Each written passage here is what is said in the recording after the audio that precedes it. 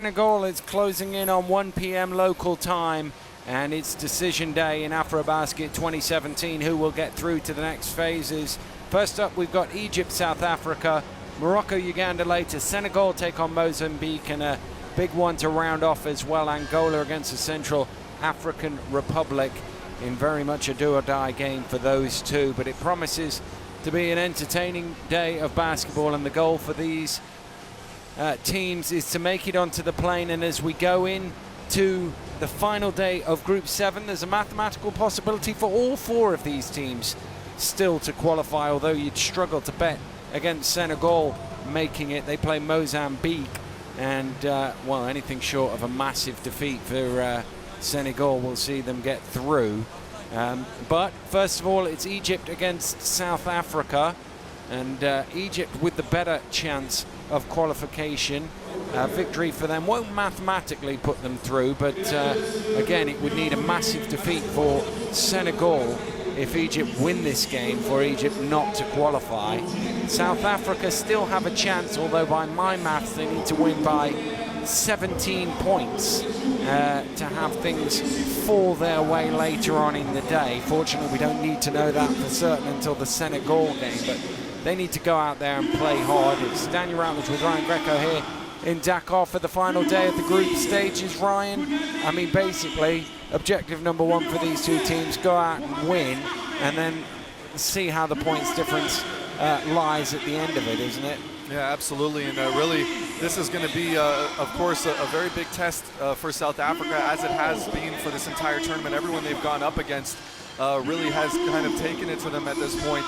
But really, South Africa, I can imagine that they've learned a lot from both of those defeats at the hands of Senegal and Mozambique, especially against the game against Mozambique, where they had a couple of moments there where it looked like they were either going to make it very interesting or even pull out the win. But just a couple of mistakes late ended up costing them. Meanwhile, Egypt, they've got plenty to learn from after yesterday, going up against Senegal, and just not looking like themselves at all, Dan. Well, South Africa in their game yesterday, their bigs got in all sorts of foul trouble, Prince-Louis, and particularly Gabriel. But going up against this Egyptian side with the likes of Khalifa and El Makawi and Mohammed and Abdallah, they're going to need those two players in particular, Prince-Louis and Gabriel, to stay on court. They're going to need them out there. They'll need their size. Absolutely, and they're also going to need Selepe. They're also going to need Satole, and they're going to need Matiba, above all else, pressuring these Egyptian guards, as they've shown time and again through both of their games that if you give these Egyptian guards a little bit of pressure, they will cough up the ball. So it's really going to need to be a full team effort from the South Africans to be able to pull out not an unlikely victory. I mean, keep in mind, Egypt in official FIBA competition has actually never defeated South Africa. The only time these two have faced off was a 3-point victory for South Africa back in 2011.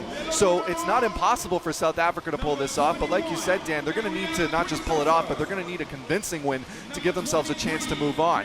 Whereas, although on that occasion, although Egypt lost the game and South Africa won the game, it was Egypt who managed to qualify for the last 16 on the tiebreaker through points difference. So they were still celebrating despite the defeat. But Coach Gilchrist and his team will be looking for victory today. As I say, I think they need to win by 17, in all honesty, to get themselves through. But we're going to pause now for the national anthems of the two sides. And firstly, the national anthem of Egypt.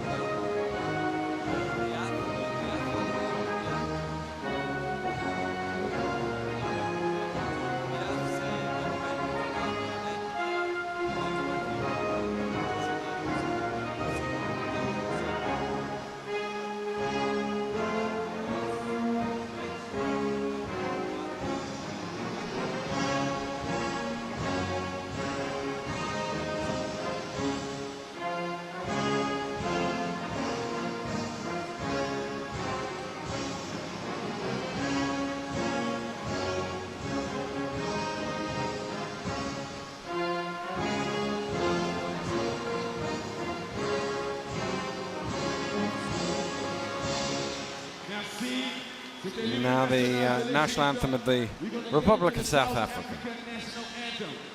Let's go.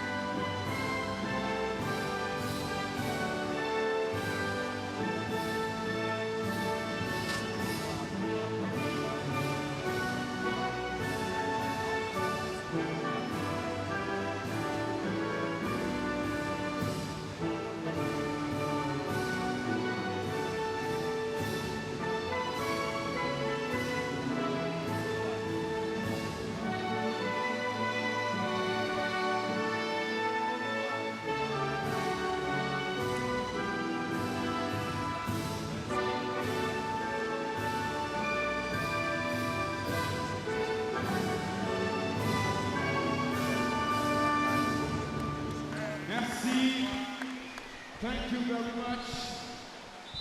So we're 3 minutes away from the start of this afternoon's ball game, as the two teams will meet at half court and shake hands. We kind of touched on what we think South Africa need to do. If you're in that man's shoes and you're coaching Egypt, what's the key thing you want to see from your team here today? If you're Egypt right now, you have to have a short memory from last night. Get out to playing your game, because when they moved the ball against Senegal, they actually looked very effective finding open shots, but that leads into the second point. Finish under the rim. Egypt was looking very intimidated under the basket. Even when there was no Senegalese players, there were even just one, and there was about 3 white shirts under the basket. They still couldn't find a way to finish those easy buckets. And finally, don't fall in love with the outside shot. This is a team right now that has not been shooting very well from behind the arc in this tournament. Even with the blowout win over Mozambique, they've had, in 8 quarters, they've had 1 good quarter of shooting in that third quarter against them that pulled them away. But every other time that they've put points on the board, it's been because they've trusted their passing game, they've trusted their strategy of moving the ball around through, inside and out of the paint, but finishing at the rim has been the way that they've been putting points on the board. If you have an open 3, yes, absolutely, take it. But other than that, if you're taking contested shots, how they did against Senegal and started panicking, that's when they ended up finding themselves in a big hole. Well, we found there's Gabriel, and he had all sorts of issues yesterday with foul trouble. He got himself very frustrated in the game as well, and was perhaps a little unlucky at times. But you know, he's such a big unit in there, and they're going to need him at both ends of the floor, because that's a pretty big front line that the Egyptians have out there. So it's going to be important for him and Prinsloo to keep themselves on the court and be effective at both ends of it as well. And there is Prinsloo, who looked very effective faking the 3, taking it inside. Yeah, he did, absolutely. And one thing that just kind of worries me about the South African bigs is we've seen them time and again, they try and go for those blocks and leave their feet a little bit more often than the coaching staff would like. And you're going up against an Egyptian squad that has some impressive footwork under the rim. Even looking at a player like Abdel Halim, or if you're looking like at a player like Khalif, these are guys that do know how to do their pump fakes. They do know how to get to the rim, or even also, of course, number 11, Mustafa El Makawi. He probably has some of the most purest footwork we've seen in this tournament so far. And if he can get the South African bigs off their feet, this may be another replay of what we saw when the South Africans were taking on Mozambique. Well, the two teams go into their benches now for their final few words from the coaches. Susa making his way through, and these are 2 guys to keep an eye on. We've talked about Prinsloo and his need to stay on the court, but this guy, Amir Abdul Halim, or Amir Al-Gandhi as he's sometimes known, is a real handful. He's not the quickest, he's not the most athletic, but he sure knows how to use the skills that he possesses. Oh, absolutely, and he's got such a wide frame that he can almost kind of lull defenders into a false sense of security when they go for the steal. I mean, in each game, we've seen him absolutely completely leave a defender behind with that spin move at the perimeter. And then also you see he doesn't panic. He's one of the few Egyptian players that we saw consistently finishing under the rim every single time. And almost he uses his body type in a way to his advantage by really just kind of being underestimated every single time he has the ball. And once again, he's shown just how polished of a player he really is when he's confident.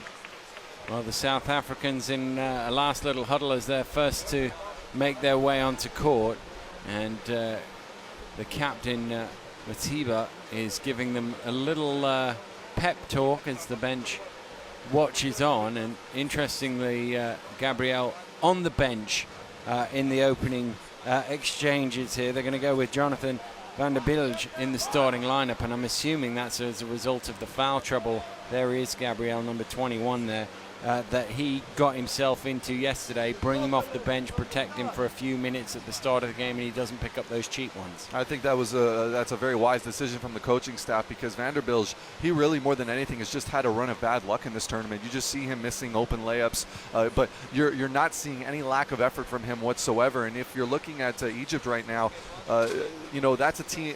This is a team that you're going to need to show tons of effort against, and it's probably looking like van der Bilge is going to be sitting in that power forward spot or center position, and he's going to have his hands full with these guys. But he's definitely up to the task. He's one of the more athletic guys on the floor right now, and we're honestly at this point, he's due for a good game. So we'll see if that's going to be the case.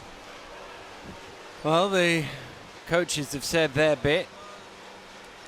The players are out there, and we're going to have the opening tip between Khalifa and van der Bilge here. Oh, there's a rogue ball just rolling onto court from warm-ups. We get that out of the way, and now we can do the opening tip of the final day here in Dakar.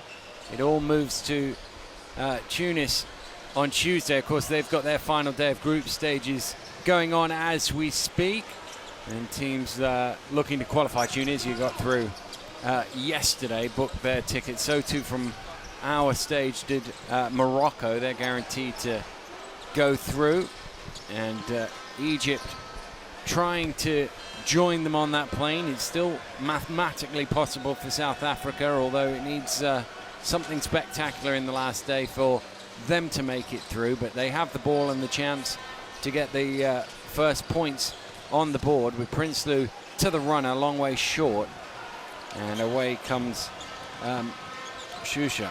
Prinsloo has to understand his game right now.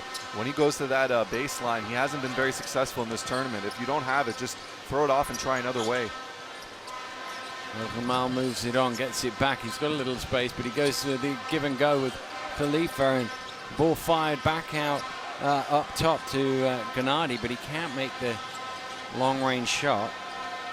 Satoli drops it inside to, we've got both the Satolis in the starting lineup, the younger brother Thabo and the older brother Sahili, and well, just a slip there from Ahmed Bakr, and it's out of bounds. That was the older brother Sakili that gave up that turnover there, and you like to see that if you're Egypt, just causing some of these turnovers, because on paper it looks like South Africa has the more athletic guards, but you know, not always the case sometimes. And the three doesn't go from Sahili to Toli. Susha driving in. Still no points on the board. Batted out to Gennady. Khalifa will let fly from long range. Oh, it got a friendly bounce off the front of the ring, and the first points are on the board for Egypt. And Khalifa, he had a tough outing shooting the ball yesterday against Senegal. Didn't make any of those shots, but it's nice to see the friendly roll to start the game. Foul called on the floor on Gennady as Totally tried to drive past him. Let's have another look at this lucky bounce, if you like, from Khalifa.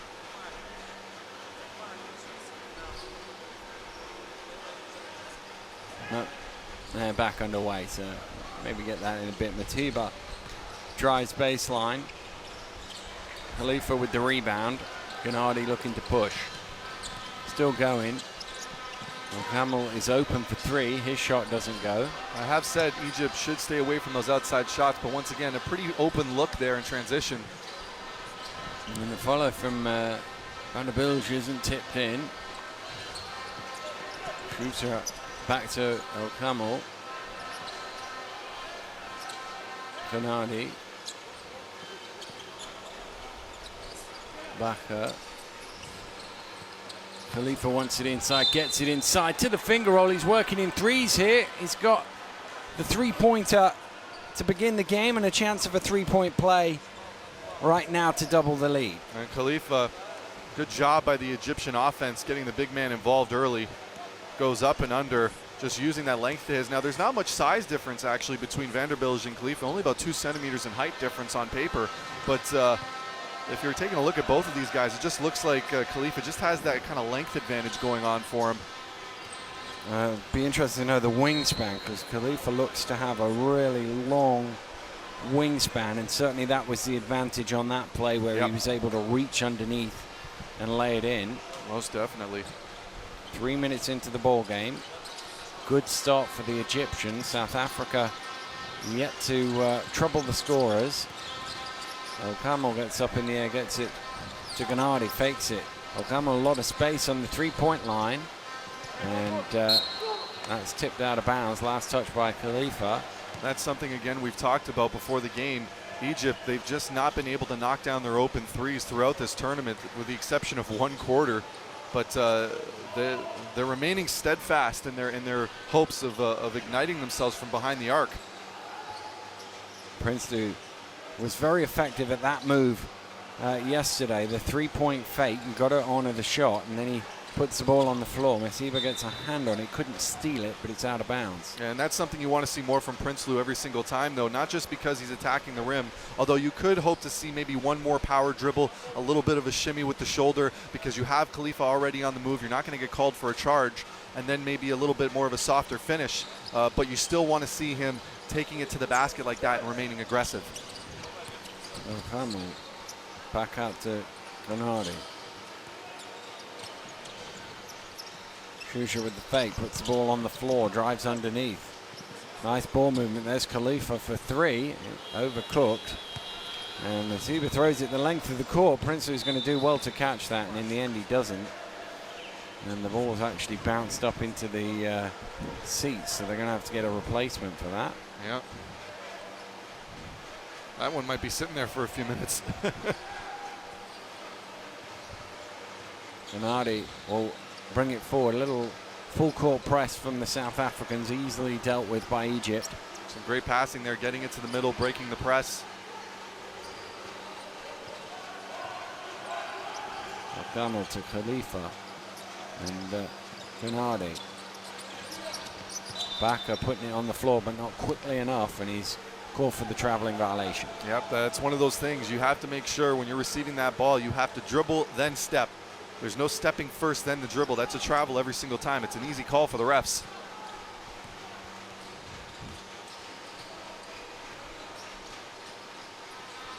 Masiba, the South African captain, trying to get his team on the board, but still they can't find any points.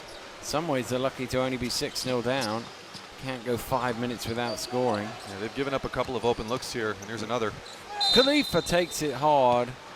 Masiba went to deny him, and it looked for a second like he might go over. Once again, you see a great move there, though, by Khalifa, just showing off the first step there, completely blows by Van der Bilge.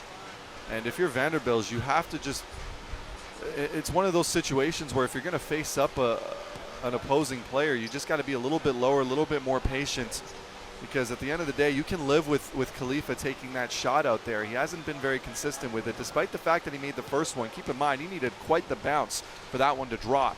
And to top it all off, as he misses this free throw, he's got a very low release point, so you might even be able to get a hand on it. And it doesn't have a very quick release either. There's Abdallah into the game. Khalifa wants it down in the post, but the three-point shot goes up, and it's no good from El Gamal. He just ran out of time there, had to take that shot. But once again, here's Egypt still stubbornly going after those three-point shots.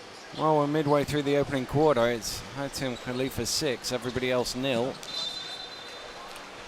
Prinsloo's got to cut faster to the basket on that one. He's got to make the decision right away. You understand, of course, we've said it before, there's some humidity in this arena, but you have to take the initiative and show the energy here. You've got a big bench, plenty of guys willing to come in and take your spot and give you a rest. So while you're out there, you got to go 100% every single time, and it just doesn't look like Prinsloo was going 100% right there. Gabriel and Ngobeni come in, and you can see Prinsloo sitting down in Van der Bilge as well. Here's Matiba. Nope. 5.5 minutes gone. Still his team have yet to put the ball in the basket. Yeah, Coach Gilchrist has got to be thinking to himself, what do we need to do at this point to get ourselves on the board?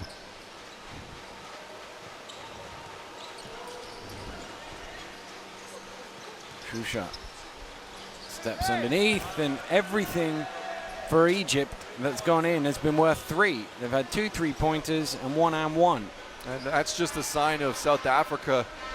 They're not covering their men as quickly as they should. All of these shots have been wide open. Gabriel puts it on the floor. It's a little baby hook, and 6 minutes into the game, South Africa are on the board. He's got to feel good about that one there. Nice clean look, nice finish with the left hand there. That's his bread and butter every single day. Khalifa sets the screen for O'Connell.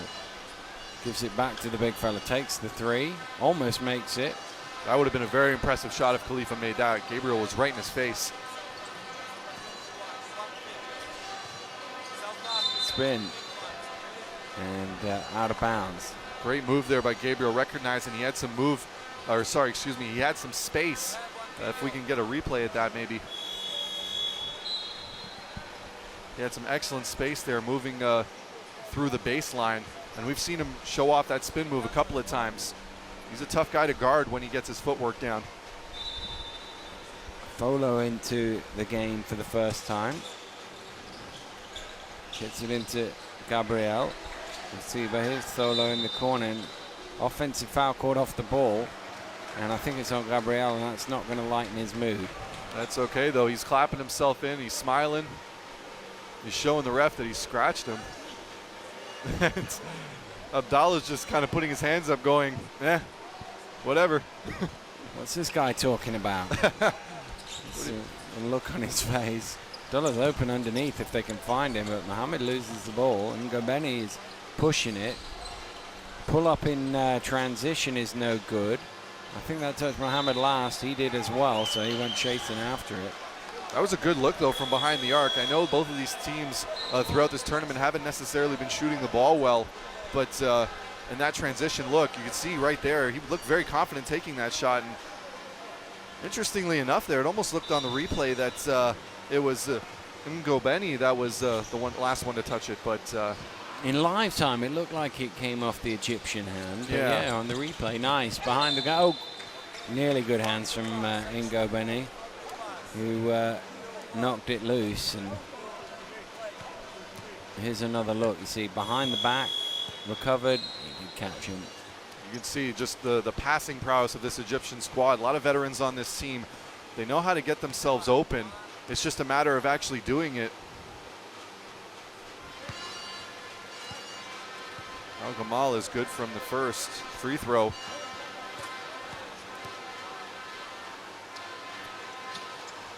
He makes them both, his first 2 points of the game. He's got to be satisfied with that. Egypt in general have to be satisfied with this. A couple of things going their way here. Score is 12-2 right now.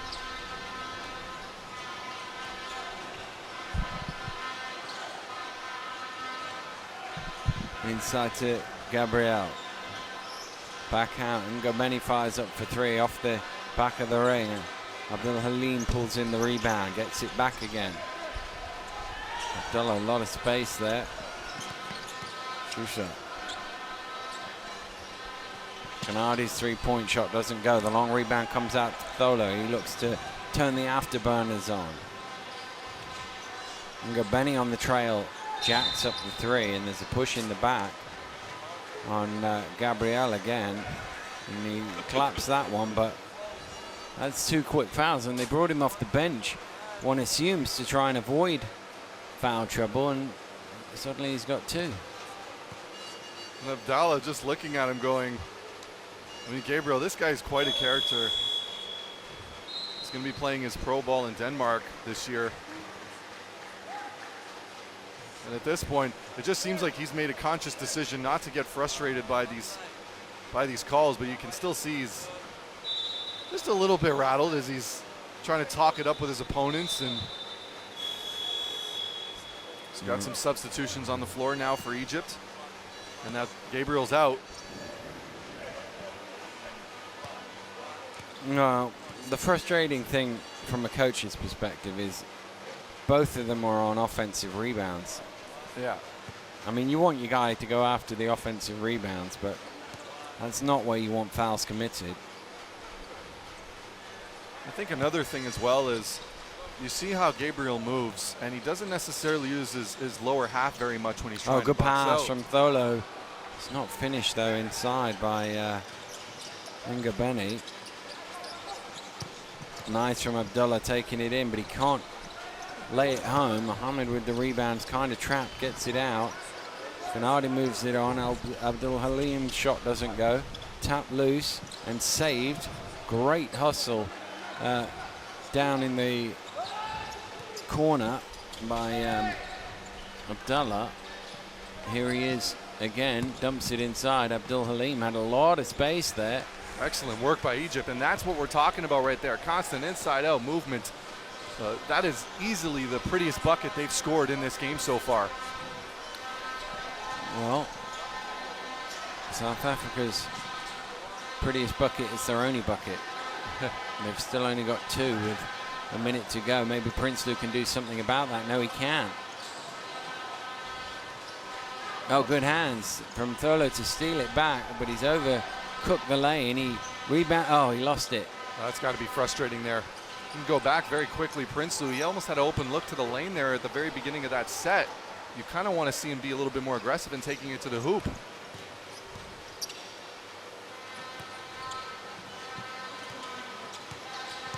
Abdul Halim. Good rebound from Mohammed. Oh, what a rebound. 14. You see the frustration on the South African bench here. Abdul Halim going in. Prinsloo denying him. Tholo running to the finger roll. Oh, they just can't score, can they? No, it's shot clock switched off. South Africa, in all likelihood, are going to end the period with 1 basket. They've almost been blanked here in the opening quarter. They're lucky the game isn't out of sight. Abdullah has to shoot here. He doesn't see the clock. Look up. There we go. He fires it up. Wow, what a disastrous first quarter for South Africa. They've managed 1 score, the lowest scoring quarter of the competition here at AfroBasket. Just 2 points on the board for South Africa. It's Egypt 14, South Africa 2.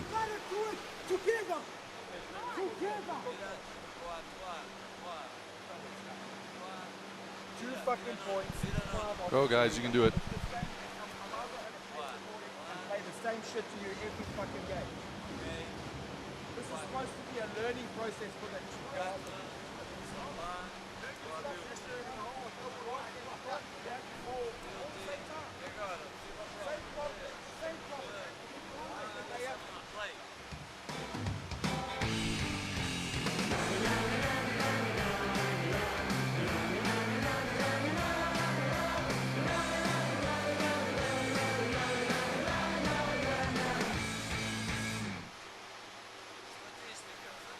Let's have a look at the stats here. It should be fairly easy reading for the South African side of it.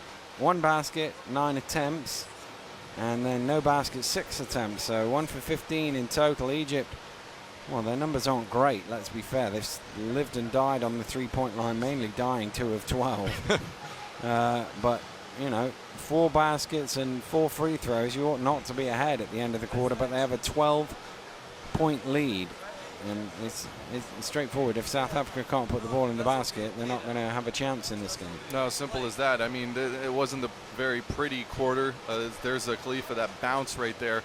That really kind of got things going for Egypt. And as we continue to see that shot from a few different angles, I mean, you couldn't ask for anything a little bit more obvious than that. And here's, once again, Egypt. Almost all of their buckets came off a three-point shot. I think they've taken more three-pointers than they've taken inside the paint as we're getting started here in the second quarter. But once again, every time that they started moving the ball consistently, they were finding buckets. So you wonder to yourself, are they going to remain to be stubborn offensively, or are they going to try to find the open man on the inside? Kasha into the game for the first time. Abdullah spinning. Fires it cross court. Well, I think that was intended for Akasha, but Abdullah grabbed it. He stole it from his own man and then turned it over to the other team. And Muhammad was actually pointing out to the perimeter for the pass while he was getting it received to him. A little bit of mix-up there. Well, he kind of backed away there from Prinsloo, and Prinsloo finally gets the second basket of the game for South Africa. Yes, he does, and they need to keep feeding him the ball. That's one thing South Africa was not recognizing. Was when he was scoring buckets and getting hot, they would take 3 or 4 possessions before going back to him again. Kasha drives in, nice dump off. Muhammad trying to keep that alive, but it doesn't go. Tholo is out in front. El Sabah chasing back. That's the importance of the accuracy of your passes there. If he gets it to him right on the chest there on the inside, he can go right to the basket, but he didn't. Hanelli fires up. Well, here it is again. Prinsloo just finished on the inside, but what do? You settle for an outside shot with 10 seconds still on the shot clock. That's not a good decision if you're South Africa. Wasn't even a three-pointer, actually. Tipped out of bounds. Egypt will keep possession, and they're going to make a substitution as Rami Abdallah will sit down. And he's replaced by Ahmed Bakr. Kasha drives in. Al-Sabah from behind the three. Good effort from Bakr for the rebound, but he was just outnumbered in the end. And one thing we're noticing here is, hold on, see this play develop first. And Ngobeni takes it inside, ball batted loose. Hamid with the rebound. Al-Sabah going right down the lane, dumps it out. Bakr from 16 feet with the jump shot that leads back to 12. And throughout this tournament, we've seen him knock that baseline jumper down. So that was a good decision there by Egypt, finding their man in his hot zone and knocking it down, extending the lead.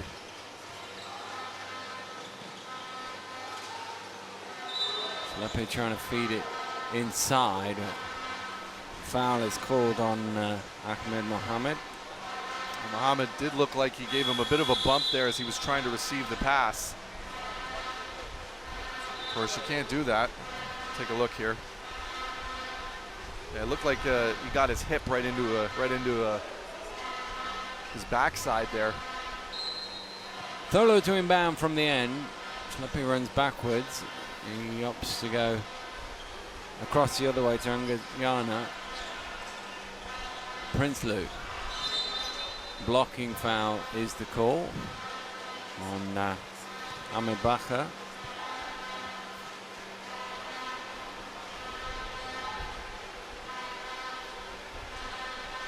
See here if South Africa can get something going.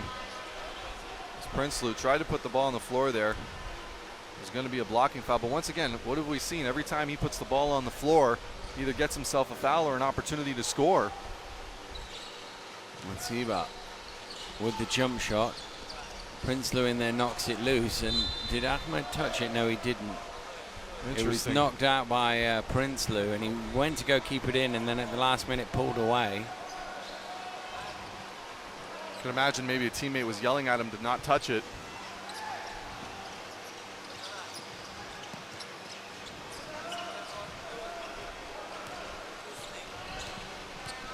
Abdel Halim gets it to El Sabah around the screen. Good roll from Mohamed. He was wide open for a minute, but they didn't find him. But going all the way to the basket, and again using that body control that he has is Abdul Halim. Is one of the best guys that knows what he's good at.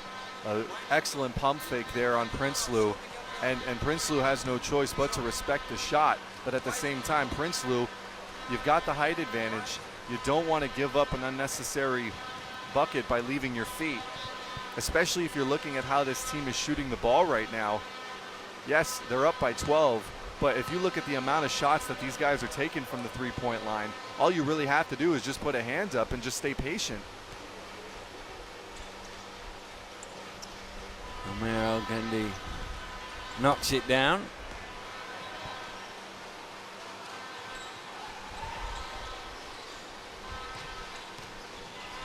Utana kicks it out. Tholo in the corner hits the three. And with one shot, South Africa have almost doubled their score. Tholo finding a spot that he likes. Ankasha El-Sabah back to him. Here's El-Sabah, loads of space to reply with a three of his own. It doesn't go though. And he's got to recognize if he's got a guy flying at him, just a little pump fake and sidestep, and he would have had a clean look at the rim. And Gujana's in a bit of trouble here. Gets it back out to Schleppe, puts the ball on the floor, drives in. Matiba will fire for three. Matiba, we've seen him knock down a few of those, but maybe settle for a higher percentage shot. Maybe not the hand in the face. Well, Abdul Halim set his feet, had to think about it, got his book out, had to read, put it away, and then knocked down the shot. There's South Africa just daring them to take the shot, but once again, you can't give Egypt that much time. If you're, especially if they're shooting that many shots from outside the arc, you still have to pressure them. You still have to play defense. Schleppe driving along the baseline, tosses it up. And the foul is called as Ngachana tried to put it back in. But you've got Abdul Halim there as he walks off the court. This is a look back at that three at that end, but look how much time he is. Look. Oh, wait. There we go. I mean, he doesn't get that much time in the warm-up, in the layup lines. The guy next to him has gone past him if he takes that long on a shot. They just got to get out to him. That's going to be one that they're going to have to look back on the tape and just go, it was just a complete lack of effort on defense. And which is surprising considering how well South Africa has done at contesting those shots, and it's a big reason why this game isn't out of reach for them. Because you can see the Egyptian players adjusting their shots. That backcourt isn't as big as the South Africans. So they're thinking about that hand. It's clear. Gennady. Akasha fires up from behind the arc. That doesn't go. Baka trying to chase it down. He keeps it in bounds, and Mohammed, as he always does, doesn't give up a lost cause, chases everything. There's Gabriel inside off the glass, and 15 minutes into the game, South Africa in double figures. And that's what you need to see from him more often. This South African offense needs to start running a few more pick and rolls for him. Keep him out of foul trouble by keeping him busy in the offensive sets. Akasha, Tholo is marking back inside. They managed to switch back now. It's good work from South Africa. They couldn't. They did well to not allow the. Look at that shot on the shot clock buzzer. And there's Mohammed again, just going out. He just plays hard, doesn't he, Mohammed? No, he does. He does. You saw that time and again against Senegal yesterday. It didn't matter what the score was. If there was a ball on the floor, he was jumping after it. He was attacking with reckless abandon, got blocked a few times, but it never soured his appetite for the rim, continuing to attack. And those are great habits you want to see as a coaching staff. And as a teammate as well. He must love playing with him. That's on the floor, and Christopher Gabriel will not get that. It's a nice move, but the foul is on the jump, and then he kind of stops and goes again, and that's why the referee waved off the score. And that's something that you want to see from Gabriel. As soon as he got the ball, just one power dribble. Use that size to your advantage, but show your intent to go straight to the rim. Speaking of going straight to the rim, oh, nice block from Khalifa there. Khalifa, very similar length. There's that wingspan coming into a factor again. Matiba fires up for three. And Gennady will bring it forward. It's only a 10-point game. I mean, we've talked about how poorly South Africa have shot, and they've only got 11 points in 16 minutes, but they're only 10 down. This could be way out of sight by now, and it isn't. And they've got to take some heart from that. There's Gabriel getting bumped as he came down as Khalifa was trying to get that board. Traveling violation. Yep. Yeah, he's got to be mad at himself there for a minute there. That's number 9 on South Africa, Ngojana.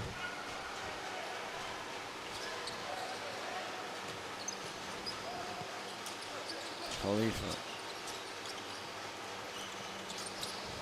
Gennady into Khalifa. Oh, great shot again from Abdul Halim. Abdul Halim, he's been a factor for this team coming off the bench. Great form, the crafty lefty getting it done for Egypt, putting them back up very comfortably right now at this point. Well, they've doubled them up and then some in scoring, and yet they're not out of sight because they haven't quite got enough yet, I don't think, Egypt, because, you know, in any other game, 24 points in 17. Oh, look how much space he's got again. Oh, he needed a little help from the ring and he didn't quite get it. He bumps into the ref there. Totally can't convert. Ball falls nicely for El Hamal. Khalifa on the trail. Back into Khalifa.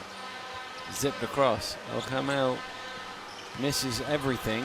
Tholo pushing. Knocked loose by Gennady, but fortunately it ends up in the hands of Satoli.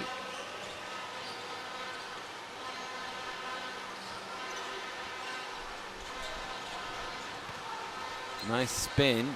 Kicked out. Tholo has a lot of time and space there as well. Rebound comes all the way out to him, or it would have if Gabriel hadn't got there first. There we go. They've got a chance here. And an easy board there for Haitham Khalifa. They're only really making passes off of the rebounds. They're not really trying to set anything up. It just seems to be a lot of isolation ball at this time, Dan. 90 seconds to go here in the first half. 24-11. And again, late in the shot clock, they keep throwing it to Abdul Halim. So you shoot it. And he can't make it. Good hands. Gennady with the steal. Well, you see the hesitation here, South Africa, but also when teammates aren't getting up on the offense, and it's going to be Egypt ball. Abdul Halim one more time, just showing just how crafty he is. And like we've said, like it's not been the greatest effort from Egypt, but they're doing enough of the little things right here, finding the open man, knocking down open shots.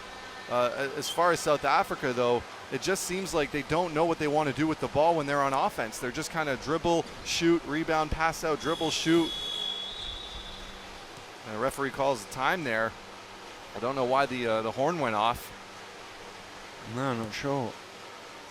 Yeah, really, South Africa, they got to start finding a way here because defensively, they're still doing a lot of good things here. They're closing their guys out. They're relatively taking care of the paint. The only offensive boards they're giving up are the ones that are coming off the three-point line when it's hitting the back of the rim and bouncing out about 15 feet. There's not a lot you can even do about those, even when you do properly box out. Defensively, they're doing okay right now. It's just offensively, there's nothing going on. Vanderbilt almost stole that away, but Egypt keep possession. And Tholo trying to fight around the screen is called for the foul. Yep. Easy decision to make for the referees on that one there. As Khalifa didn't even move. Look at this.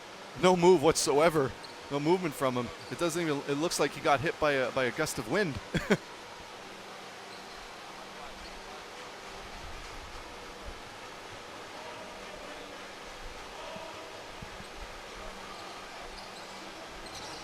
Gennady.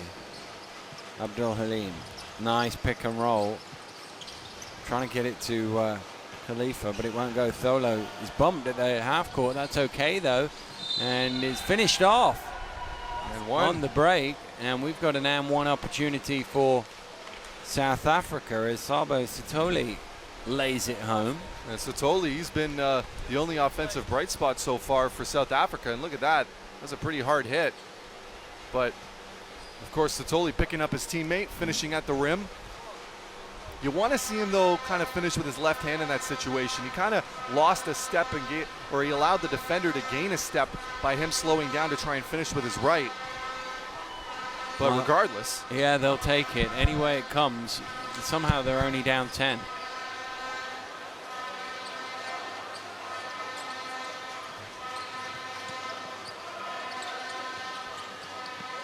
Nice pass from Okamo, and Coach Gilchrist is going nuts. There was something happened under the basket. I think there's a foul in there on Sakil Sitole, I think it is. Well, it looks like the bucket. The bucket will count because El Sudani's shot was up in the air. Yeah. So that'll definitely count. And it's just means that Egypt will get the ball back from the end line with basically 24 seconds left. So they'll get a chance to run up a play, and they're going to call a timeout just to draw it up. Well, a score here in Egypt will have outscored South Africa 2-1, but they won't be out of sight because they're not going to get over 30 in the first half. Yeah, I mean, this just seems like one of those kind of games where you're doing relatively the right things. I mean, I don't mean to continuously repeat myself, but South Africa, even there on those situations, really the only shots they seem to be giving up wide open are the ones on the baseline. A couple on the wing, of course, but once again, Egypt needs to recognize that as well. If they're finding open shots in certain areas, they've got to continuously go back to that until South Africa has shown that they can guard that. I think one of the most interesting things that people don't realize sometimes players fall victim to this as well. Sometimes you're thinking that by mixing up your looks constantly that you're actually confusing the defense, but sometimes you end up just confusing yourself more than anything. If you find ways to continuously score the basket and it keeps working for you, why go away from it? Well, it's a good question. There's 24 seconds left here of the first half of the first game of the last day here at the Marius Ndiaye Stadium in Dakar, Senegal. It's FIBA AfroBasket 2017. All eyes turn to Tunis from Thursday when the knockout stages will be on. Will Egypt be there? Well, at this rate, it looks likely. Oh, look at that. Well, it's almost like the clock. He didn't want to take the shot there. Well, they've still gone a bit too early, and they've ended up with nothing. Why would you give South Africa the chance to come back and score? It just seems like there's just a lack of discipline right now from the Egyptian squad, something we're not used to really seeing from them, but here we are, I guess. I'm not sure, but guarantee that wasn't what was drawn up. Here's Tholo finding some space, getting to the rack. Khalifa, well, he didn't hang on, but it didn't matter. The buzzer sounds. 40 points scored here in the first half, sorry. And, well, plenty of work for South Africa to do. Egypt nudging ever closer to the knockout stages. Halftime here in AfroBasket 2017. Egypt 26, South Africa 14.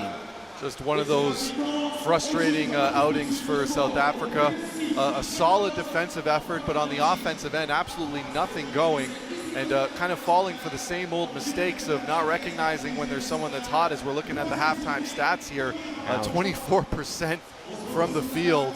Single digits from the three-point line. Well, they've only made one shot. Right. It's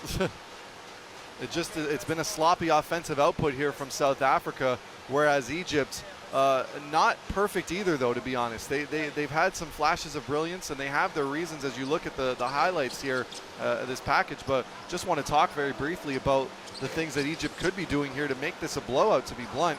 They just have to continue to find their ways to the basket and continuously going back to their hot zones, if you will, the spots where they're finding their open shots, the spots where, more importantly, they're knocking them down.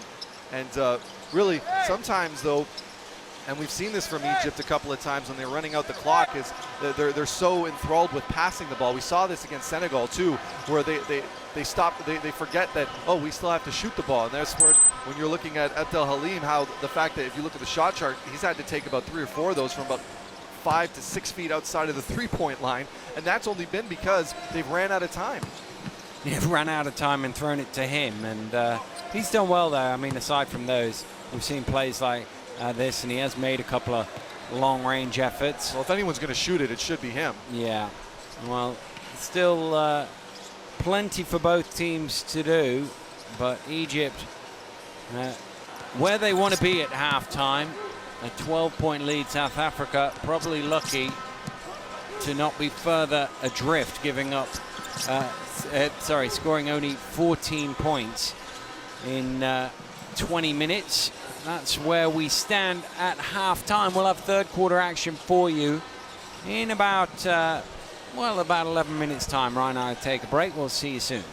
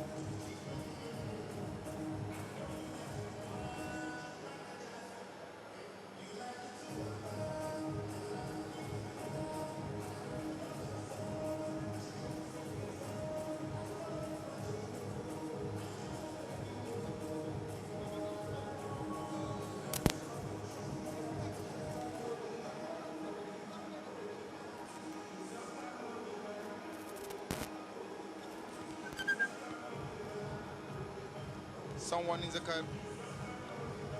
Someone in the Oberman. Hello, Oberman. Oberman to graphic.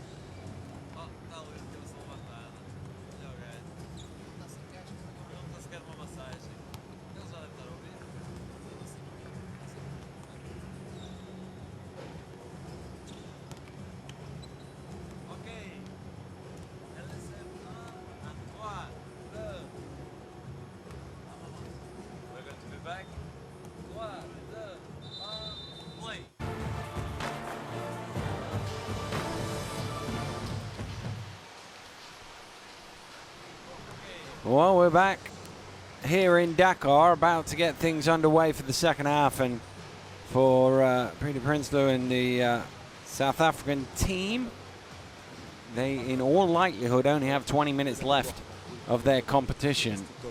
First of all, they're losing, and if they lose, they're definitely out, but even a victory, unless it's by a bigger margin, is probably not going to be enough to see them through on the tiebreakers. Egypt, well, victory won't guarantee them passage through just yet. They'll have to wait for the last game in Group D to have that confirmed, but it will be the biggest shock of the tournament so far if Egypt win this game and don't make it through, because it will mean Senegal got beat badly at home by Mozambique tonight.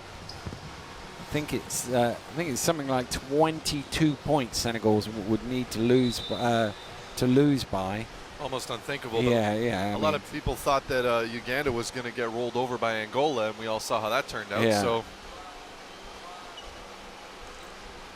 here we go then. Third quarter action about to get things underway. South Africa will start with the ball from the halfway line, and Egypt are defending a 12-point lead. But to put that in context, if South Africa score exactly the same number of points in the second half they did in the first, Egypt will need 1 3-pointer to win. that's incredible to think about in an international tournament full of professionals. Oh, batted away. Good chase. Oh, he's missed the layup.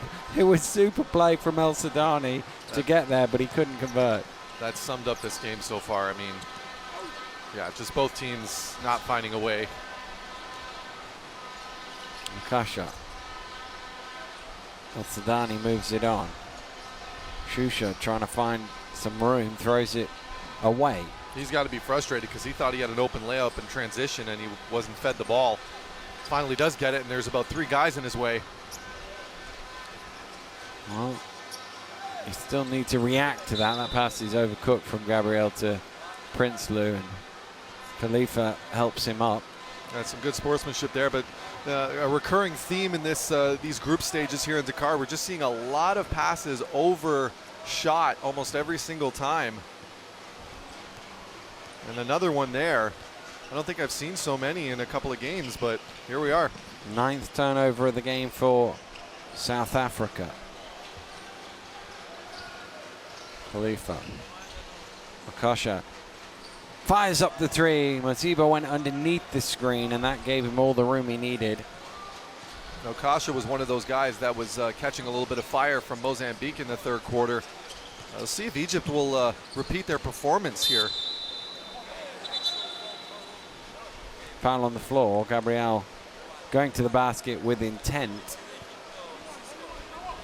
That's a 50-50 call right there, but a good one nonetheless by the referees, recognizing it's just so hard because Gabriel is so big. As we're looking at the replay of the 3-point shot there, looks very clean here, but look at this. He's so big that when he's moving, when other guys are fouling him, they're the ones that are moving though.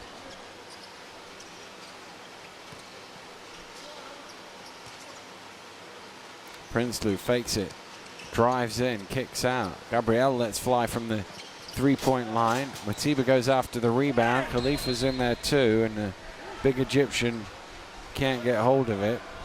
And it will be, despite his protestations, possession to South Africa.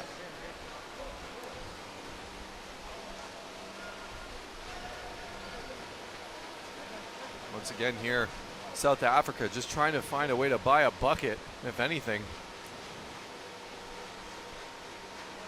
Well, I think they've had enough of the chat, have they?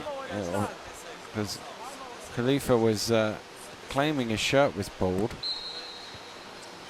but the referee says it's possession for the South Africans. He was checking the shot clock before making the move. It's out of bounds. And that just, once again, Satoli was, Thabo Satoli was making a move towards the basket there. And Marinelli was thinking he was going to stay put in the corner.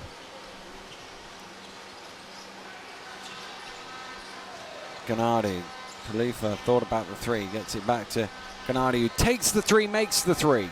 And there it is now. We're seeing a repeat performance here a little bit from Egypt as they started cooking in the third quarter against Mozambique in that first win. Stolen away. El Sudani got away from Gabriel, but he was bumped, and the foul is called. That's Gabriel here knocking it down, and you can see he kind of gave himself a little fist pump as if to say, finally, all right, let's get going. Let's put this one away, if you will.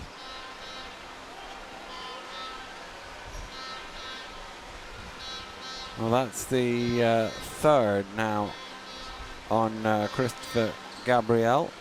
Don't look now, Dan, but if Egypt is able to get a bucket here, this will be a 20-point lead for them now, and considering that South Africa has only scored 14 points in this game, that's very considerable. Well, it might be 21. It's not. Here's Matiba.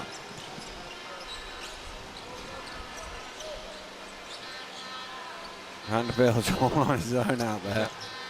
Prinsloo, way too strong off the glass. Yeah, that's once again, every time we've seen him move towards the baseline, he's missed it. Whoa! What a find. Good head fake, and Matiba, sorry, it's not Matiba, is it? It's Marinelli. Marinelli bought it, and he ended up riding him. Let's take a look at the fast break here. Great find, and Abashusha, consistently, we've been seeing him under the basket at all of these fast breaks. And for good reason, though. Receiving the pass, gets a foul. And here's Shusha at the three-point line.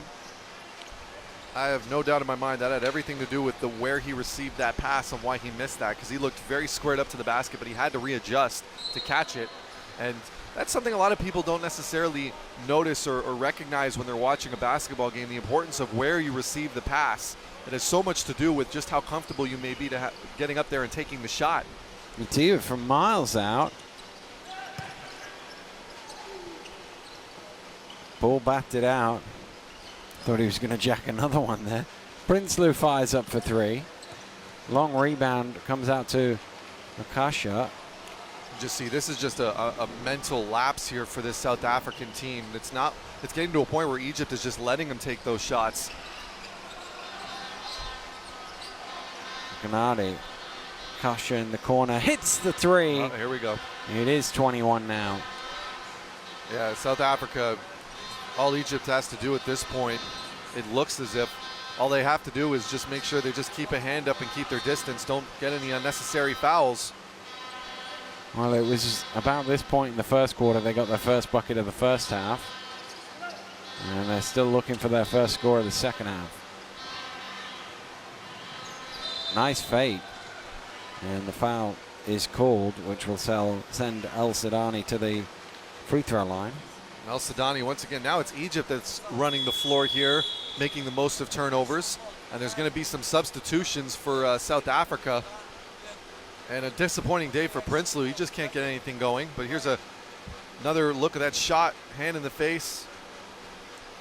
There's the fake, but to the South African defense's credit, I believe that was number 12, Matiba.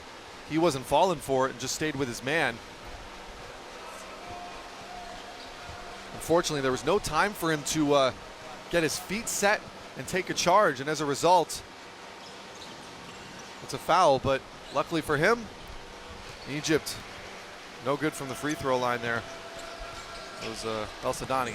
Here's Vanderbilt on the trail, and there it is, 4 minutes in, the first points of the second half for South Africa. They're up to 16 in total. That's 16 in 24 minutes. Just a tough day.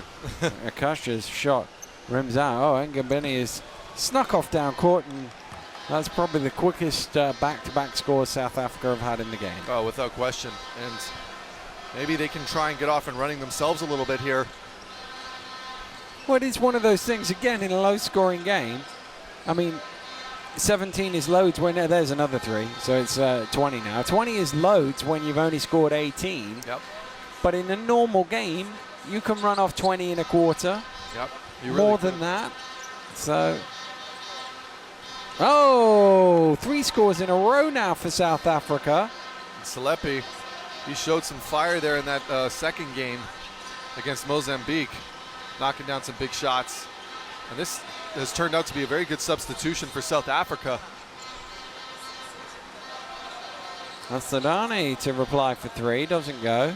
Get the rebound. They got away with one there. Once again, they got caught. And here's a look. Find him. There it is. And Gabeni, he didn't quite catch it properly, did he? And he was trying to spoon it up as a result. Khalifa never got back on D, so he was there for an easy lay-in. And it's a timeout has been called here. Luckily for the fans, the game has picked up a little bit as people are starting to file in for a day of basketball. And there's Khalifa, nice up and under, showing off his, showing off the silky smooth layup abilities of the big man. 4:22 to go. It's Egypt 40, South Africa 21.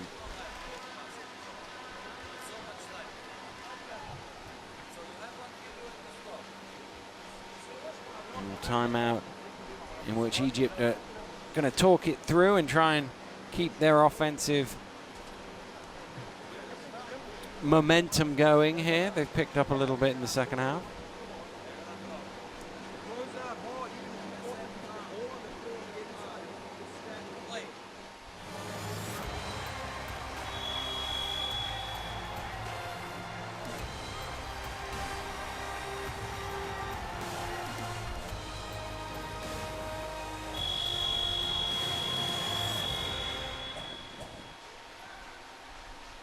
Well, they're in the round of 16 in EuroBasket. Second day of that. Latvia smashed Montenegro 168 in the first game of the day. And Serbia are also through, having beaten Hungary 86-78. Here in EuroBasket, looking to make it through to the final 8 as well, are Egypt. And they're well on course, although it won't be confirmed until the second game of the day, because of a really unlikely mathematical scenario which could deny them progress. Slepe and Gobeni. Well, the good news for South Africa so far in this third quarter is that they're finally finding some sort of offensive rhythm. The only problem, though, is they've kind of sacrificed some of their defense as a result of it. And Egypt, just like against Mozambique, is starting to find their three-point shot. And South Africa needs to do a better job of closing out those perimeter shots if they have a hope of winning this. Ngamani. We almost got away. We got away with one there. Driving along the baseline, and the foul is a blocking one on Roman El-Sadani. And Gobeni there fakes the pass, and you kind of see him falling forward and was able to dribble just at the last moment there.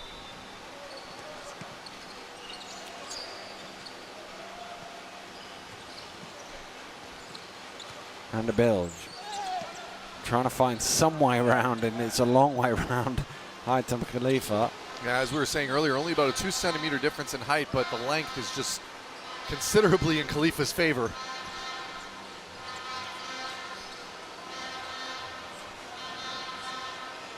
Ooh. Akasha just found its way to Shusha, gets to the wow. basket and finishes it off. What a finish there by Abu Shusha. He's been showing time and again, if you give him a head of steam, that he can finish at the rim. 13 minutes to go, and South Africa need to double their score just to tie the game. And that's a good start, as Van der Bilge has not had much luck around the basket. Decides he'll take it from behind the arc. And that was a great shot, too. When you think of how calm he was, nice and poised, perfect balance on the release.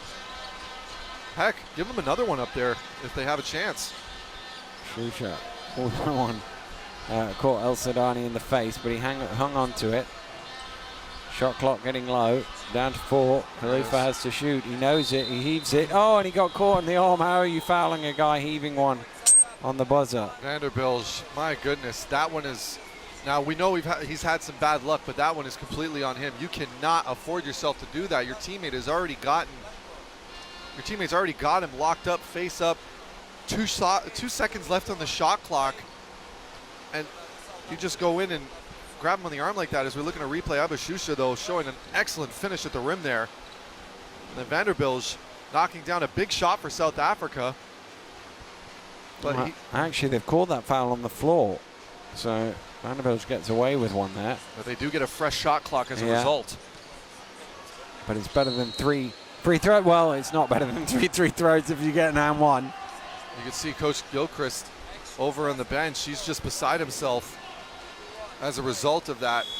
Look at this. Once again. Al-Sadani just taking it to the basket through the contact. And he's got a chance for a bonus. Sorry about that. Just saying the South African defense is, as we said earlier, it seems like they've kind of dropped off a little bit in exchange for some offense.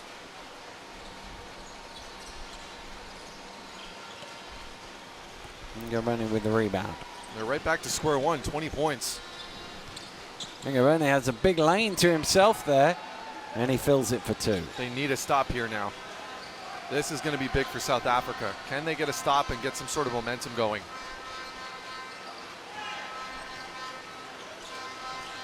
Kasha. Khalifa gives it back to him. Kasha with a little fallback for 2. That's just a great shot. That's some great defense. Number 11 was right there, Satoli.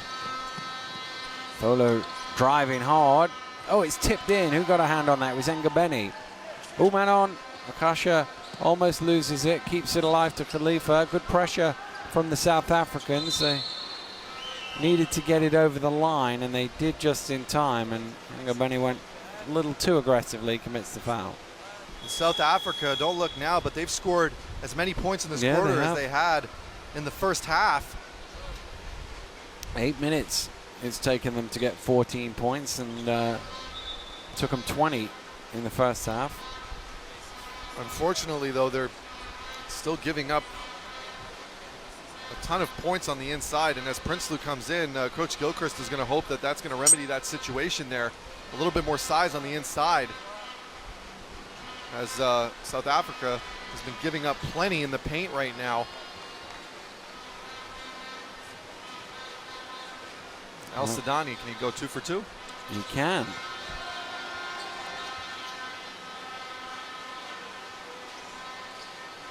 Well, Coach Gilchrist back up on his feet for a moment there. He was sat down. He does spend most of the game on his feet, but he's back up there now. Schleppe inside, Vanderbilt. Spins baseline. Is blocked by Al-Sadani, who can't quite keep it in bounds. Vanderbilt, for all of his athleticism, is just lacking a little bit of a touch under the rim right now. We'll see if he can figure it out while he's got a chance. You have to love the fact, though, he is fearless at attacking the basket. Schleppe fires up. Blocked by Ngobeni. It must hit the ring because the shot clock reset. Well, it didn't matter either way because Prinsloo put it in pretty quick. Yep, Salepe, what a pass there from the three-point line. Kasha. Ball around the three-point. That's a tough pass. I'm not sure how he was expected to catch that at that pace. Here's another look. Might have just nicked the front of the ring, but Prinsloo was alive to it. Excellent finish there, 48-30. Not an impossible lead. Not impossible, probably improbable, given the way South Africa have played. Schleppe with the rebound. Chance for them to get a little momentum going into the fourth. Schleppe going all the way. Under pressure, there's Prinsloo again. Tries it. Oh, go, yes. And a big scream from Peter Prinsloo as that goes in. He'll go to the line for a bonus free throw. Man, did he need that one. South Africa in general, look at that. Just the second effort, second, third, fourth effort. Up and in. See if he can make the free throw here. Well, if he does, it's down to 15. And as to say, no, he doesn't. But they get an offensive rebound from Vanderbilt, so they can cut it to 14 maybe. Yeah, it's almost even better. Well, no, actually there's a foul there. Yep. It looked like the pass was out of reach of Prinsloo, but that was in part because El-Sadani had hold of him. Yep. You could clearly see the shove forward here. Look, as he goes for the grabbed his pass. shirt. Yeah. And pushed him in the hip. Yeah. Easy call right in front of the referee. And Prinsloo, the leading scorer of this South African team in this tournament, averaging just at about 15 points per game. They're going to need him now more than ever to start finding his offensive touch. Well, we've said it a couple of times already, but 16, 15 if this goes in is not undoable in a quarter. The problem is the way South Africa have played today, and to be fair, over the 3 days, you're just questioning whether they can get 15 plus however many Egypt get. I'll be honest, in the last 10 minutes. I think this is the best offensive run they've gotten. Yeah, it probably is. In the tournament. Shot clock down to 10. Don't foul. They're chasing hard. Bernardi out to Akasha. He's got to shoot here. Gets it off in time. It doesn't go. Offensive rebound. He'll get a second attempt. No. Bats it up in the air, and that'll do it. Well, there was plenty more points in that third quarter than we'd seen in the first two. And South Africa just nibbling away at the lead, but they still trail. At the end of 3 here in Dakar, it's Egypt 48, South Africa 33. And the Egyptians with 1 foot closer to Tunisia. As I keep saying, it won't definitely be confirmed until later today if they do win. No, definitely won't.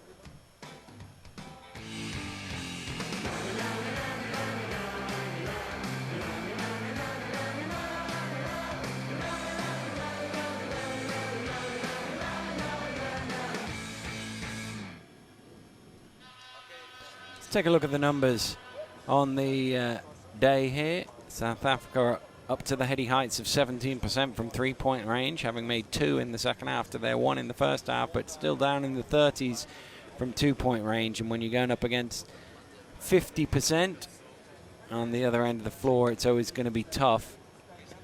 And that's why there's a 15-point difference between these two teams. Absolutely, Dan. But as we said before, South Africa, better late than never, putting together probably their best quarter of the entire tournament so far, and showing a little bit of life, moving in the really just moving in the right direction more than anything.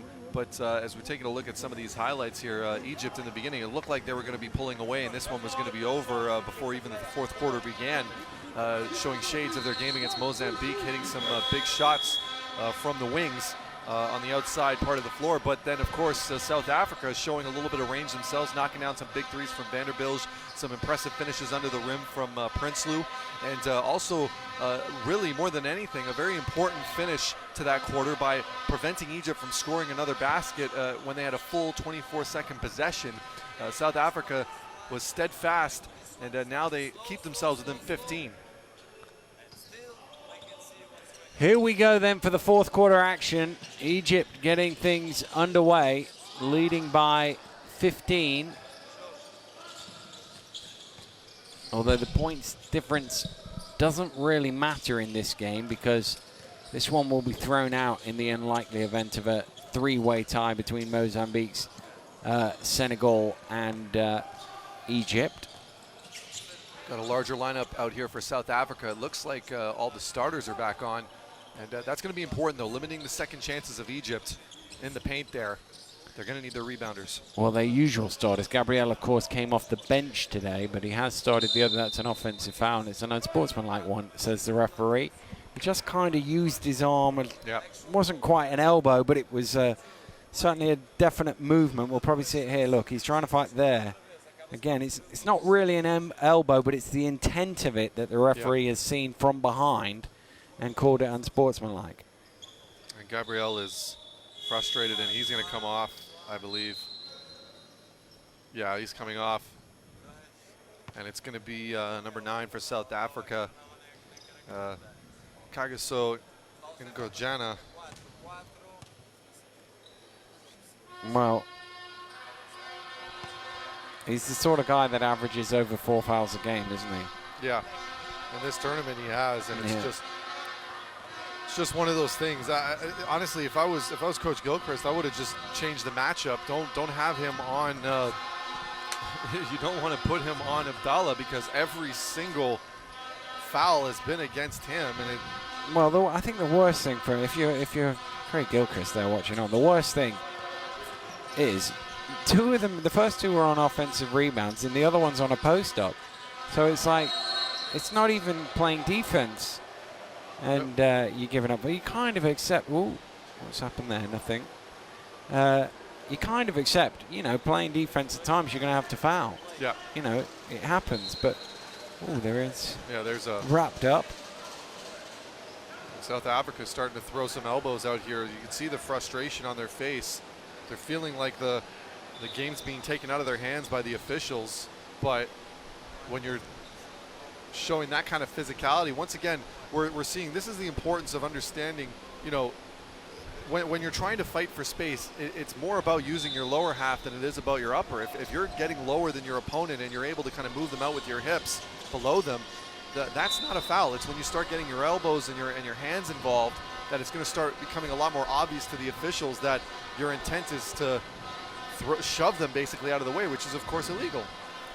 Well, foul called off the ball. It's an offensive one. I think it was on Rami Abdallah. There's Prinsloo bringing it up.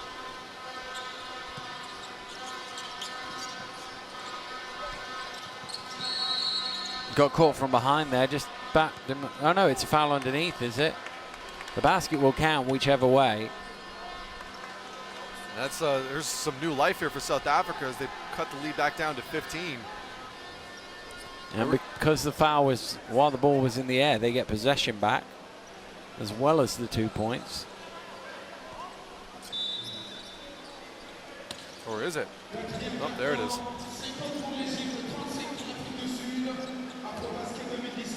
Schleppe, tough shot for 3, knocks it down. What a shot by Schleppe. Out of nowhere, it's a 12-point game.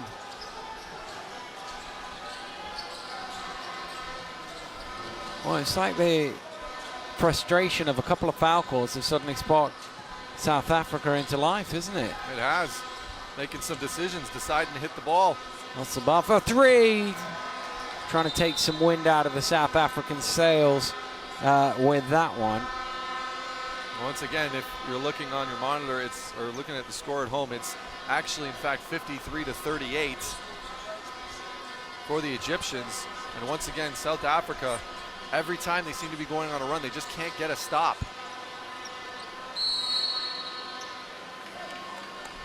Well, Abdul Halim had a look at the referee and then put his hand up and went, yeah, foul on me. Abdul Halim, the crafty lefty. Still haven't seen one of his patented spin moves yet, though, in this game, Dan. No. Here's look at his pass out for 3, and Al Sabah knocks it down. Between El Sabah and Gennady, they've been deadly from behind the arc in the second half for Egypt. Oh, a looping finger roll from Kagaso Ngojana. Ngojana, great job there, recognizing he had some space, but there's going to be a foul again on South Africa, and they're going to go to the line for, it's going to be on the sideline still.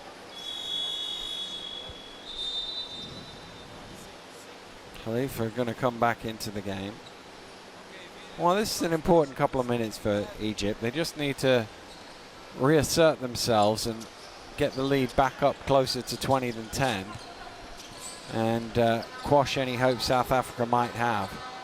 But likewise, if the South Africans can get it into single figures, it suddenly becomes very interesting down the stretch. It does. And here's a chance for Prince. No, it's stolen away by Abdul Halim. Pass didn't have enough on it to reach Prinsloo. You have enough time to set up an offensive play there. It's still 7.5 minutes in this game. Khalifa going to work, traveling. There it is, and South Africa catching a break there big time after a bad turnover on the fast break. And we're going to get another guard on the floor here for South Africa, number 15, Tolo.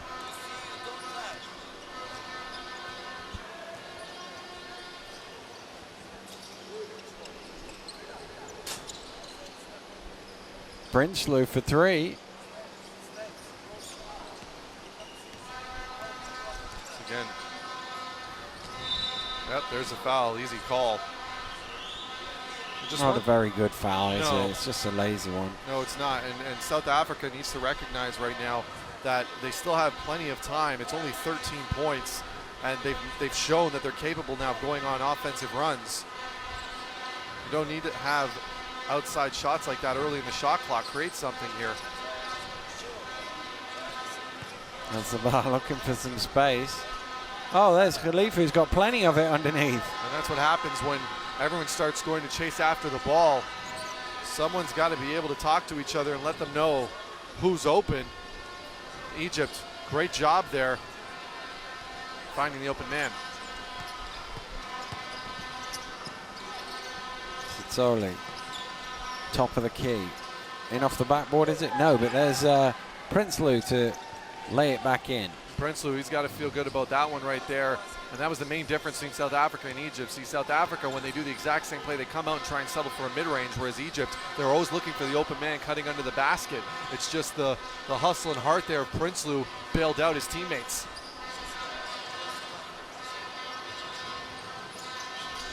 Sabah inside to Khalifa. Gotta trust him. There it is. Good job. Excellent defense by the South Africans there.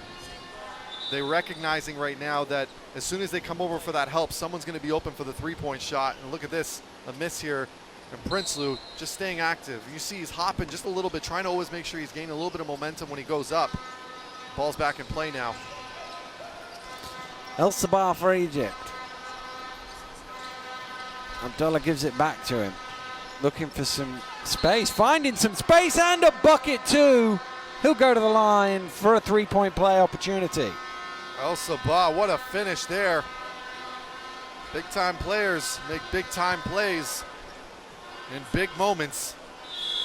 And this has been the recurring story for South Africa. Just when it looks like they're getting the stops and they're getting the buckets and they're clawing back, it's one of the Egyptian guards specifically in this game that's stepping it up. Whether it's a corner three, whether it's a finish at the rim. And Egypt just consistently finding ways to keep South Africa at arm's length.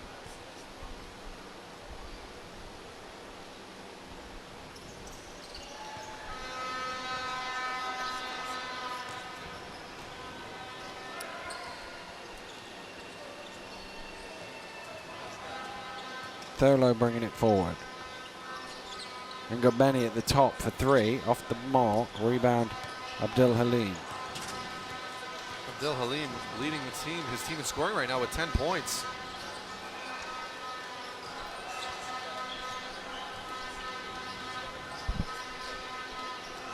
Around the screen from Khalifa comes Abdul Halim, gets it back, loads of time and space, knocks down the 3, just can't give him that sort of room. No, you can't, and he's just got such a smooth form.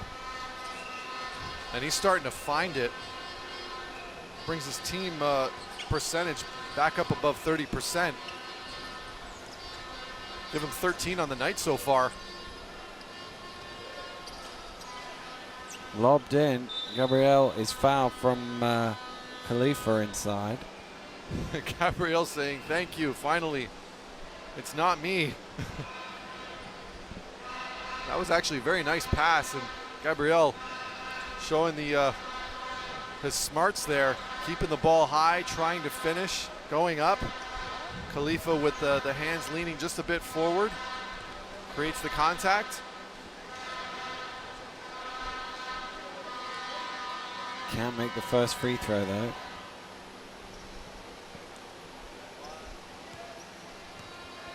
That has been South Africa's tournament right there. Missed opportunities, rimming right out. And now we're a little mix up there on the sidelines. As you see, of course, All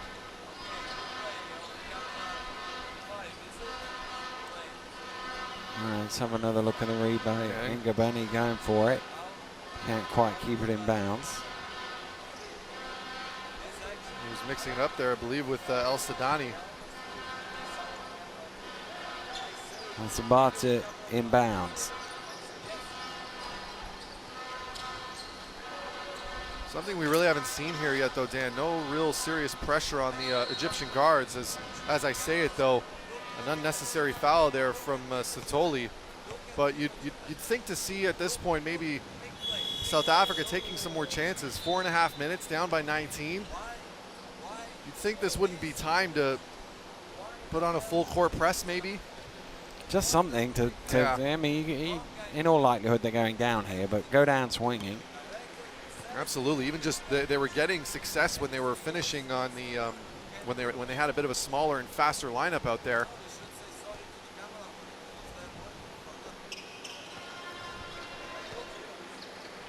El Gamal makes good on making good on the second one.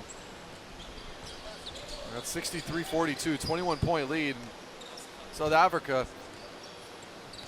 Kudos to the kudos to their effort here in the second half.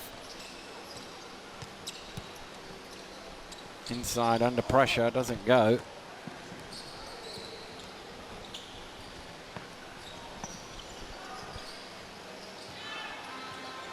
Gabriel has a guard in front of him. Gabriel chasing back. No call. No call. No call. I think even Gabriel wasn't convinced there. You can see that he was expecting the whistle, slaps the ball, and then just realized, wait, there's no whistle here, take it. And 3:50 to go in this game with Egypt up by 21.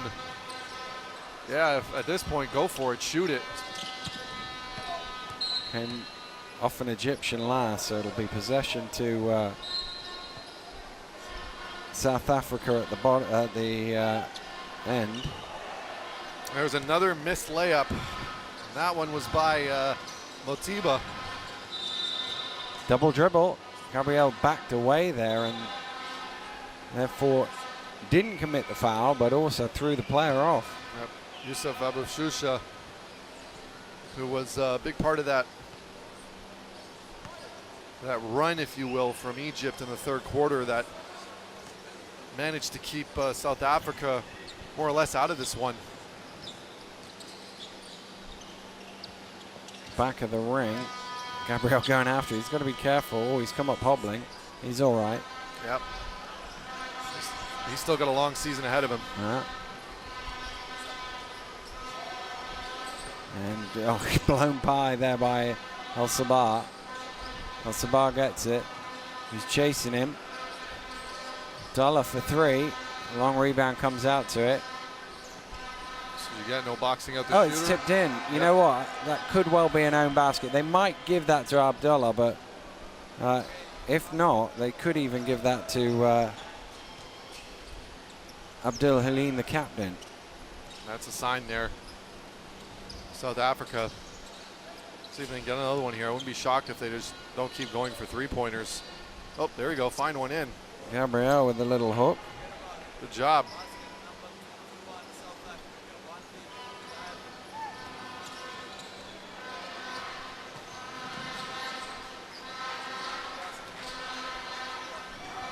Here's Egypt.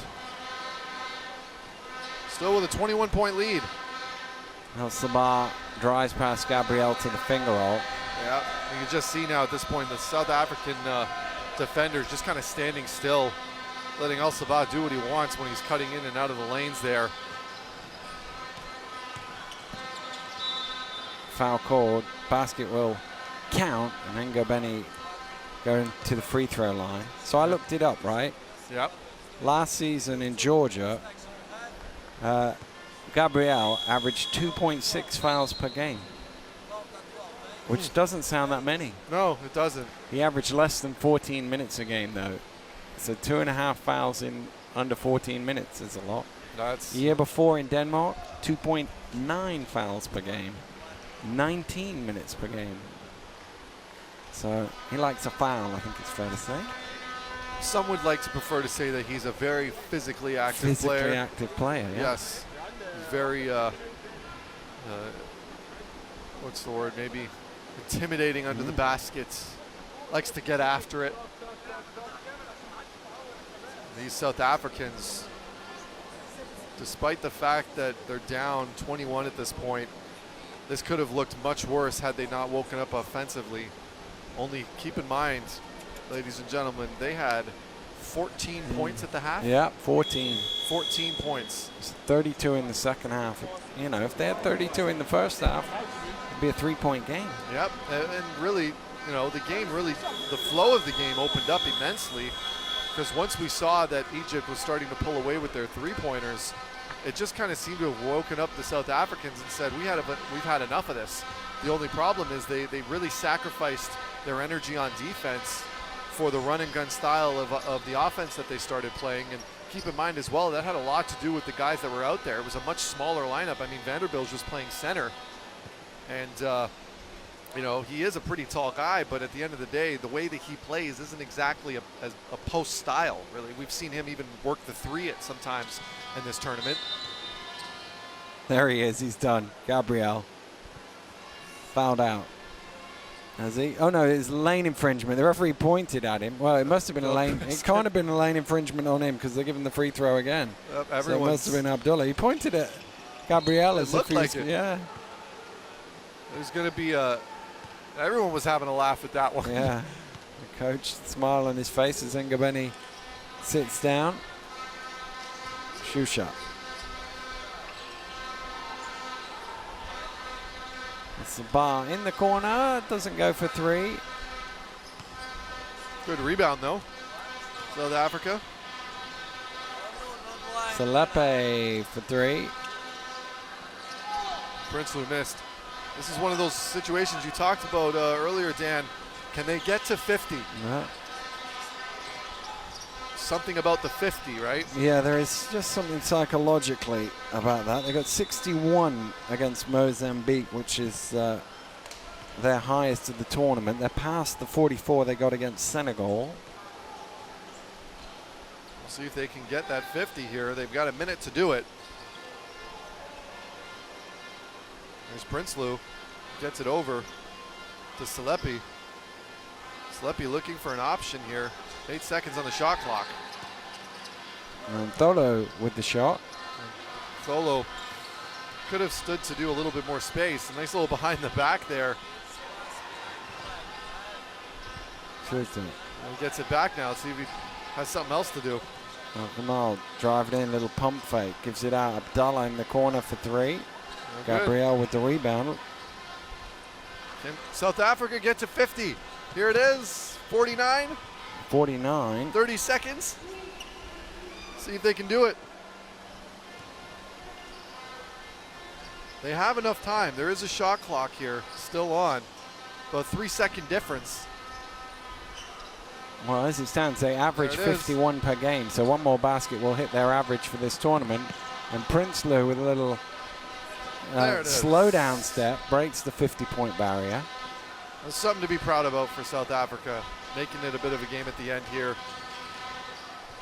12 seconds. See if Egypt wants to dribble it out. Nope, they're going to take the shot. And they're going to make it. Now Nabashusha gets the 70 for Egypt. 6 seconds remaining. We'll see if South Africa wants to take a shot. And no, they won't. And that's it. That's it for the tournament for South Africa. Their race is run. They will finish 0-3 and bottom of Group D. They will not progress through to Tunisia, but in truth it was going to take something spectacular today for them to make it. This final shot by Abashusha means that Egypt moved to 2-1 and are almost through. They just have to wait, because in the event that Mozambique wins by 22 or more against Senegal, they won't qualify. If anything other than that happens, Egypt are through thanks to their 70-51 victory. And it was a complete effort. Egypt having a little bit of trouble finding their offense in the first half, but woke up much like they did against Mozambique from behind the three-point line, sticking with it. And the guards doing an excellent job of creating the open space, though. That's one thing that Egypt has been doing extremely well. Even against Senegal, we saw when they got the ball moving, they were very good at finishing under the rim. And really, this was just, once again, another complete effort from the Egyptian team. And a good effort from South Africa as we look at the final game stats here. But well, certainly the second half. The numbers went up in the second half for South Africa. They got 32 points in the second half. Their shooting percentages went up. Prinsloo kept playing hard. But really, Egypt always looked likely to win this game from the moment that South Africa couldn't score in the first quarter. Remember, you go back, they scored 2 points in the first 10 minutes. You know, if you get to 18 even, it becomes a close game, and you just can't have a period like that. That was really the difference between the two teams. South Africa just didn't start well enough, and therefore they will return home at the end of today, having been beaten in all 3 of their matches here in Group D. But Egypt have almost sort of half-punched. Can you half-punch something? Have half-punched. They're certainly posing for the cameras on court like they've qualified. They think they have. They're not expecting Mozambique to upset the party, and in truth, we're not expecting it either. But as we look back at the plays of this game, a lot of them will come from the men in white shirts, and they should well be on the plane. But, well, they'll still have some improving to do if they want to get near the medal phase of this competition, won't they? Oh, absolutely. First of all, they can't have slow starts. We saw just how deadly a slow start can be against some of the top tiers teams in this tournament. And that, to be perfectly honest, that's also something that Egypt has done in both of their victories and in their loss. So it kind of speaks for itself, Dan.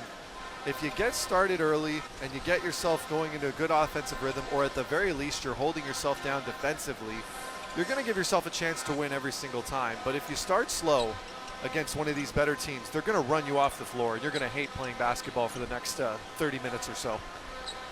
They kind of know what they are, though, Egypt, don't they? They kind of play to their strengths. You know, they've got some good size. They've got guards that can create stuff. But as you say, they can't afford. I mean, really, they could have put this game to bed in the first quarter. And actually, what they did by not doing so is made themselves have a few minutes in the fourth quarter where, you know, South Africa were just sniffing a bit of a comeback. And actually, they could have, Egypt really, if they'd been a little bit more ruthless in the opening 10 minutes, could have put the game out of sight. Yeah, absolutely. But once again, that goes back to them kind of still leaning a little bit too much on the three-point shot for my liking personally. I understand, yeah, you want to get your shots up so that later on they drop a little bit, but you just can't afford to do that against a better squad than South Africa. There's just no way that you're going to be able to get away with that. You have to be able to make sure you're getting your easy buckets in the beginning. And you know, it's an age-old adage of coaching is work your game inside out. It doesn't matter if you're a team or an individual player. The best way to really kind of get those three-point shots to fall is to start working yourself on the inside and getting some consistent finishes, getting some confidence, and then from there on out, you're going to have the confidence to step up and be like, yeah, I can make this shot, no problem. It doesn't start from just taking a whole bunch of threes outside, getting frustrated, and then getting to a point where in the third, you're finally going, finally, I'm making some shots. That's not the way to do it if you're going to win this tournament, or if you're even going to medal in this tournament. Well, they should, in all likelihood, have a chance at least, and that's the most important thing in the group phase. It's about getting through. It doesn't always have to be pretty. It doesn't have to be clean. You just have to get through and make sure you are in that second week and that you're going to Tunis in Tunisia. And Egypt almost certainly are. We still need a little bit of mass to guarantee them through, but having won 70 points to 51, they're through.